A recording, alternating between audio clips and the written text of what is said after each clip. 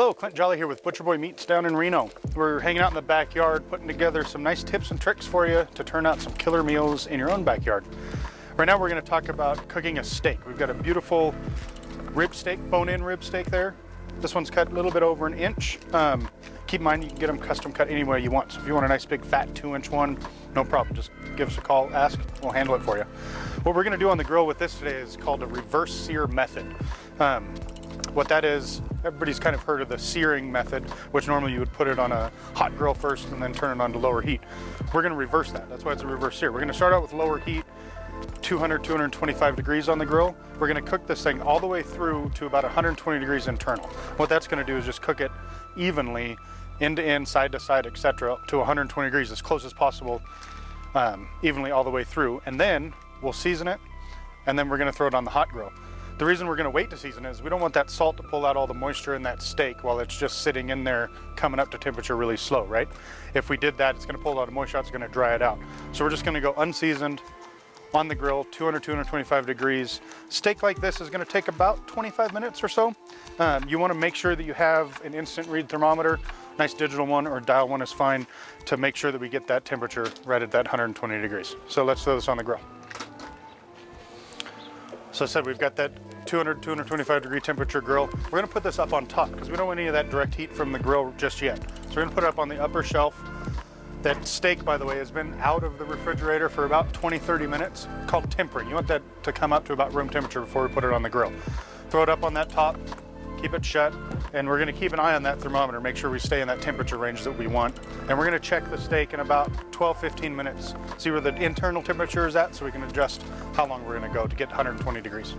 On the reverse seared steak we've got going, so we put it up on the top there, about 225 degree grill. We're going to double check it, but we want about 122 degrees right in there. That means it's going to be pretty rare all the way through, and then we're going to finish it over a nice hot grill. So now that the steak is cooked up to that rare temperature all the way through, about 120, 122 degrees, we didn't season it before, right? Because we didn't want the salt to pull out that moisture. So now we've got to give it a nice little layer of salt here. I like mine salty, don't have to be bashful, but you know, season it to your liking. There. And then we're gonna give it some nice fresh cracked pepper. So nice and simple. Our steaks are pretty damn tasty without much on them, so we don't suggest going overboard with seasoning with a rub, etc. Definitely not a marinade. No sense in messing up a good piece of meat.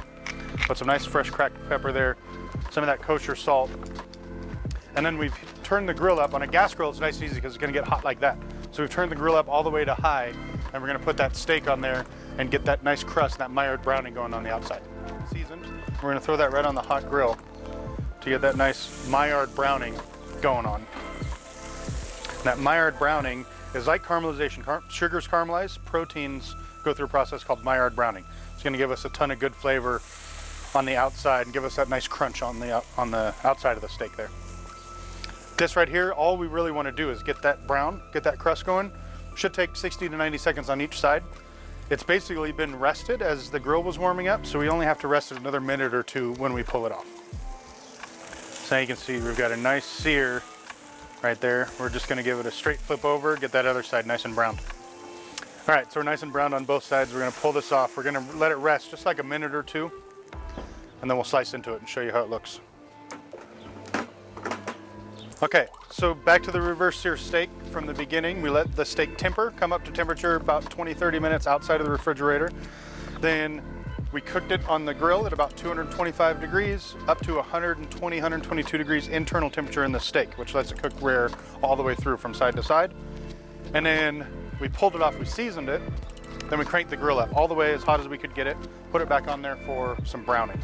Now we're gonna slice it open and show you what a nice reverse seared steak looks like inside.